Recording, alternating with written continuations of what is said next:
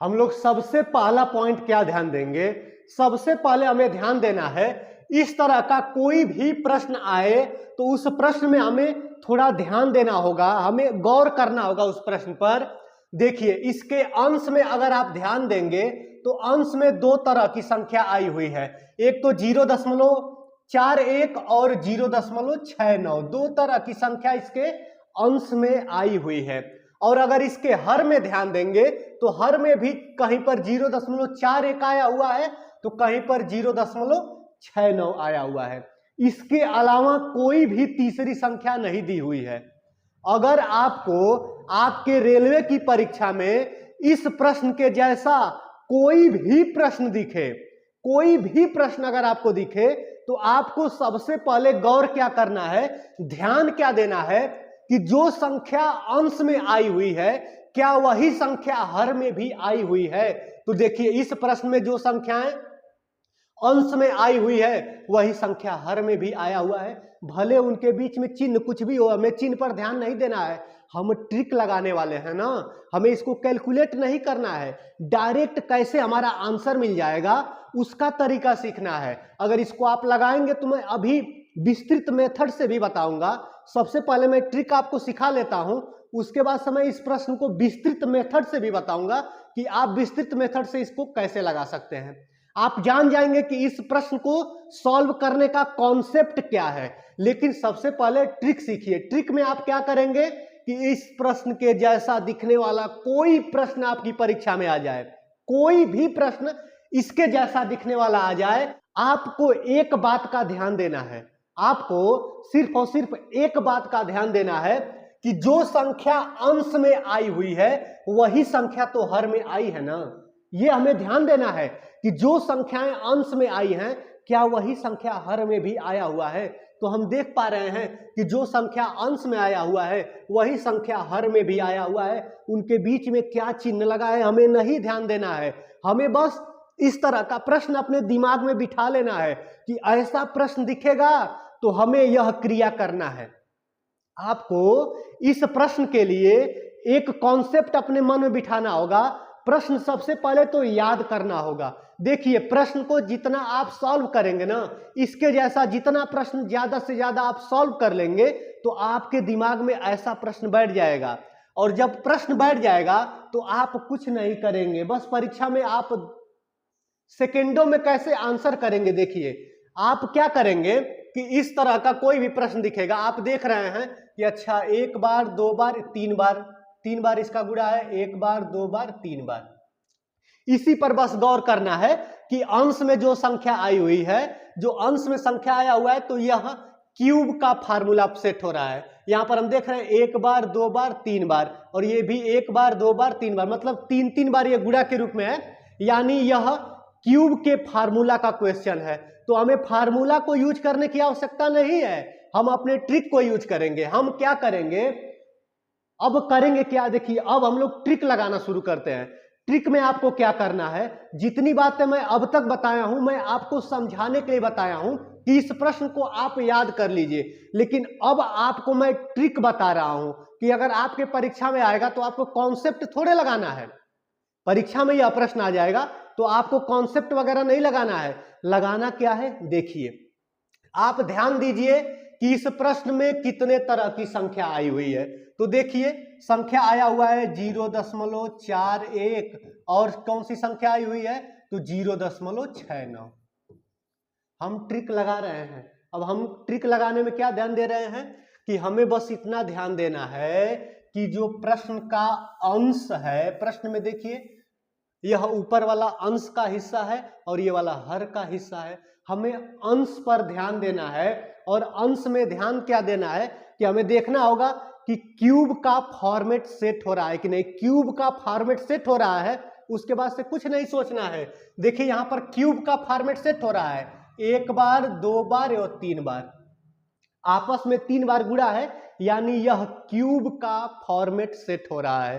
Format set हो रहा है, कुछ मत करिए, बस आप संख्या को देखिए कि इस प्रश्न में कौन कौन सी संख्या आई हुई है। तो हम देख रहे हैं कि इस प्रश्न में पहली संख्या ये आया हुआ है और दूसरी संख्या ये आई हुई है।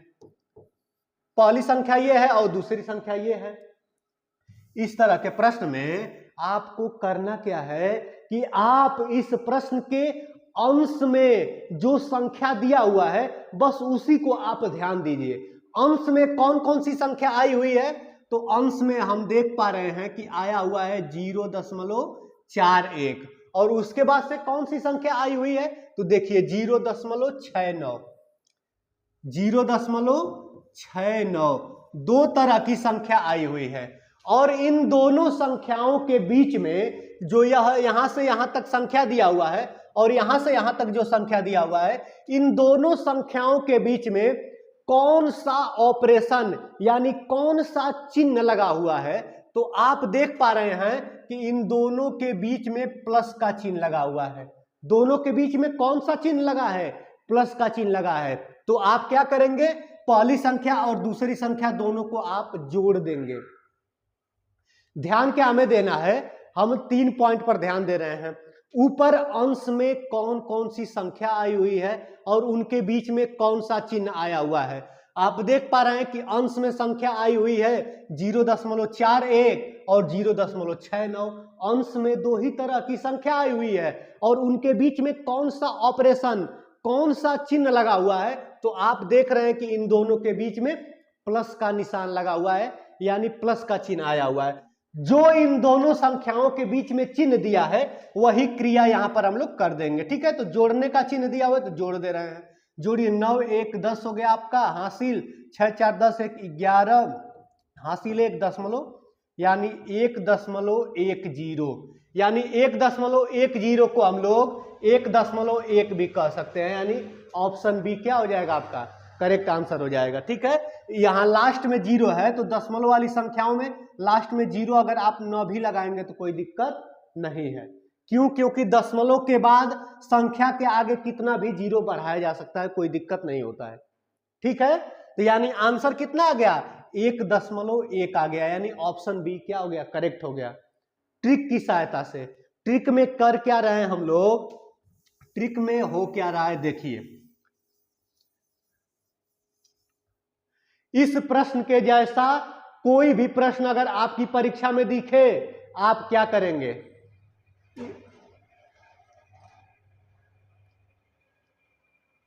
अगर रेलवे की परीक्षा में इस तरह का प्रश्न पूछ ले तो आप ट्रिक क्या लगाएंगे, आप क्या ट्रिक लगाएंगे। आप देखेंगे कि अंश में कौन सी संख्या आई हुई है, तो अंश में आया हुआ है 0.41। उसके बाद से देखेंगे और कौन सी संख्या आई हुई है, तो 0.69 आया हुआ है, 0.69 आया हुआ है। इन दोनों के बीच में चिन्ह कौन सा लगा हुआ है, प्लस का चिन्ह लगा हुआ है। जोड़ दीजिए, 9 1 10, हासिल 6 4 10, 1 11, हासिल 1 0 0 और ये 1 हो जाएगा, यानी 1.10, इसको आप 1.1 भी लिख सकते हैं। ठीक है ना, यानी ऑप्शन बी आपका क्या हो गया करेक्ट हो गया। यह तो ट्रिक है, ट्रिक से आप इसको ऐसे सॉल्व कर सकते हैं। अब चलिए हम लोग विस्तृत मेथड का कॉन्सेप्ट सीखते हैं। देखिए, अगर इस तरह का प्रश्न आपकी परीक्षा में आ जाए और आप विस्तृत मेथड यानी कॉन्सेप्चुअल मेथड से इसको सॉल्व करना चाहते हैं, तो विस्तृत मेथड में आपको करना क्या होगा, प्रश्न में जो संख्या आया हुआ है उसको हम लोग अक्षर से रिप्रेजेंट कर देते हैं। तो प्रश्न में संख्या आया हुआ है 0.41, इसको मैं ए से रिप्रेजेंट कर देता हूं, और जो आया हुआ है संख्या 0.69 इसको हम बी से रिप्रेजेंट कर देते हैं। इस तरह का प्रश्न अगर आप कंसेप्चुअल मेथड से सॉल्व करना चाहते हैं तो आपको करना क्या होगा कि प्रश्न में जो जो संख्या आई हुई है, जो जो अलग अलग संख्या आया हुआ है, उनको अलग अलग अक्षरों से रिप्रेजेंट कर दीजिए और रिप्रेजेंट करने के बाद अक्षर के अनुसार प्रश्न को लिखिए।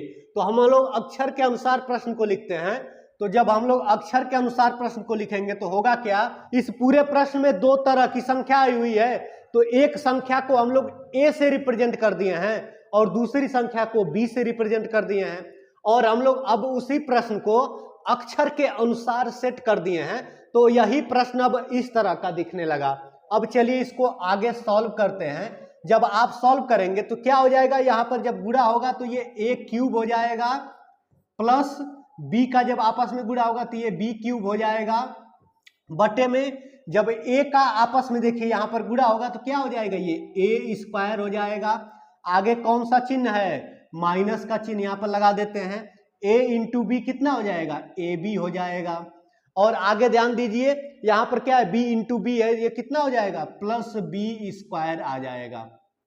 ठीक है, कितना आ गया, A Q plus B Q बटे में A square minus A B plus B square आ गया। ठीक है, A Q plus B Q का फार्मूला होता है पहले ब्रैकेट में ए प्लस बी। ठीक है, अगले ब्रैकेट में क्या होगा, A square minus A B plus B square. ठीक है, और पूरे के बटे में पहले से क्या है, A square plus A square, नीचे वाले ब्रैकेट में पहले से क्या दिया हुआ है, A square minus A B plus B square, यानी A square minus A B plus B square. ठीक है, नीचे ये पहले से संख्या था A Q plus B Q का हम लोग फार्मूला लिखे हैं, तो फार्मूला है A plus B into A square minus A B plus B square. अब आपको दिखाई दे रहा होगा यहां पर ये वाली संख्या इससे पूरा कट जाएगी। देखिए ये वाली पूरी संख्या इससे क्या हो जाएगी, कट जाएगी, और बचेगा क्या, बचेगा आपका यहां पर a प्लस बी बचेगा। बचेगा क्या, a प्लस बी बचेगा। अब हम लोग क्या करेंगे कि उन अक्षरों की जो वैल्यू है उसको रख देंगे। a की वैल्यू कितना है, तो a का वैल्यू है 0.41, b का वैल्यू कितना है, तो 0.69 हम लोग रख देते हैं। जब वैल्यू रखेंगे तो 0.41 प्लस 0.69, जब इसको आप जोड़ेंगे तो आ जाएगा 1.10 आ जाएगा। ठीक है ना, यानी कौन सा ऑप्शन करेक्ट हो जाएगा, तो ऑप्शन बी इसका क्या हो जाएगा, करेक्ट आंसर हो जाएगा।